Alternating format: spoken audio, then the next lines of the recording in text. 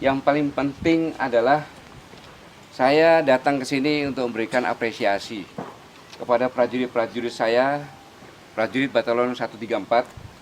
Prajurit-prajurit saya ini adalah mewakili semua prajurit TNI Angkatan Darat, baik yang sedang bertugas di luar negeri, bertugas di perbatasan, daerah terpencil, tempat-tempat pulau-pulau terluar, semua prajurit Angkatan Darat. Saya bangga kepada mereka, bahwa mereka menunjukkan prajurit yang bermental baja, bermoral, dan bermoral tinggi secara profesional. Mengapa demikian? Komandan batalionnya adalah Mayor Infanteri Johan Marpaung. Baru pada saat kejadian, baru 3 hari menjadi komandan batalion. Tetapi tadi malam saya datang ke sini, dan mereka mengatakan bahwa kalau saya akan menghancurkan Brimob tidak kurang dari 10 menit. Sebagai seorang ayah, saya bilang seorang pimpinan Angkatan Darat, tetapi saya malu kepada mereka. Mereka prajurit, tapi mereka bisa memberikan contoh kepada saya bagaimana mereka profesional. Begitu komandan batalion mengatakan minggir semuanya, kembali, mereka kembali. Kalau di sini ada yang berpakaian preman, karena mereka yang tinggal di perumahan asli. Dan tempat kejadian itu adalah perumahan asli. Karena batalion ini ada 134 prajurit yang tidak bisa tertampung di sini, karena tempatnya terbatas, perumahannya terbatas, dan mereka tinggal di perumahan asli. Dan mereka kembali dari apel.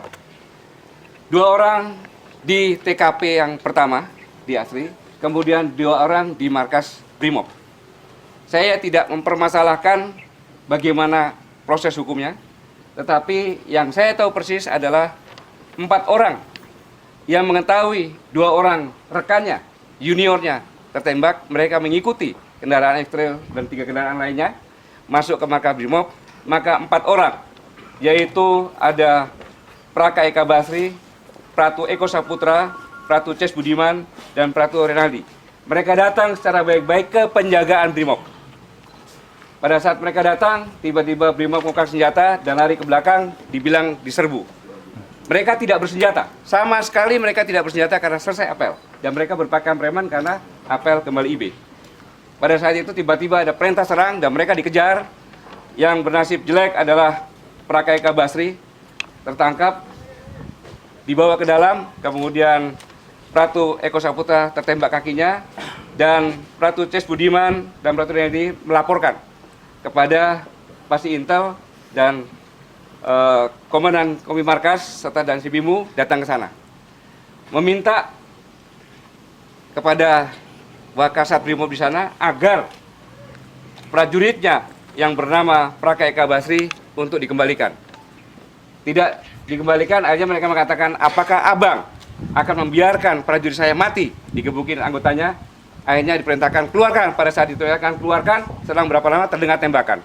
Dan pengakuan dari Praka Eka Basri tertembak, ditembak.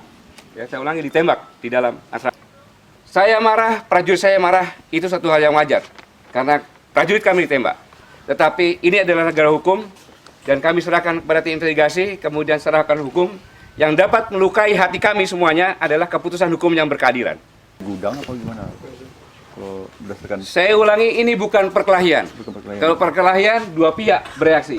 Prajurit saya tidak bersenjata, dan mereka adalah perumahannya di tempat itu. Silakan dicek, perumahannya di tempat itu, mereka tinggal di tempat itu. Jadi bukan perkelahian. Ini saya perlu luruskan.